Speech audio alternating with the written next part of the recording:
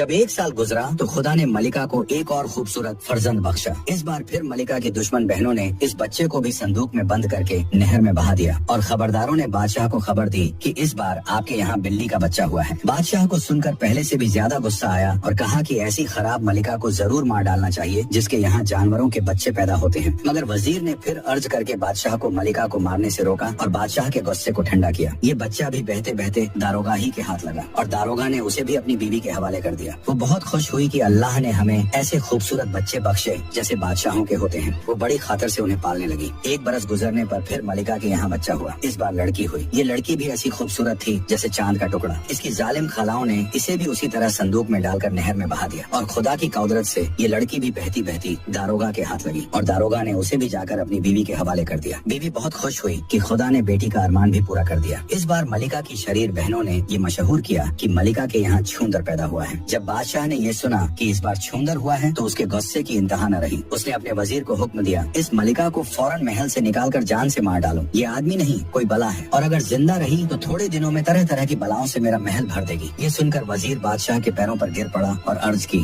حضور میری مجال نہیں کہ میں حکم نہ مانوں، مگر سچائی یہ ہے کہ ملکہ کا اس میں کوئی قصور نہیں ہے۔ یہ خدا کی مرضی ہے، وہ جو چاہے سو کرے۔ آپ ملکہ کو ماریں گے تو خدا بہت ناراض ہوگا۔ اس سے بہتر ہے کہ آپ ملکہ کو کسی اور محل میں بھیج دیں اور اگر حضور اس سے بیزار ہیں تو اس کی صورت نہ دیکھیں۔ بادشاہ نے اس بات کو مان لیا اور حکم دیا کہ جامع مسجد کے پاس ایک قید خانہ بنا کر ملکہ کو اس میں قید کر دو اور حکم دو کہ جو نمازی ادھر سے گزرے ملکہ پر تھوک جایا کرے۔ وزیر نے دل میں سوچا کہ خیر ملکہ کی جان تو بچ گئی، یہی غنیمت ہے۔ پھر وزیر نے قید خانہ تیار کروایا اور ملکہ کو مسجد کے پاس اس میں پہنچایا۔ جو نمازی آتا وہ بادشاہ کے حکم کے مطابق ملکہ پر تھوکتا۔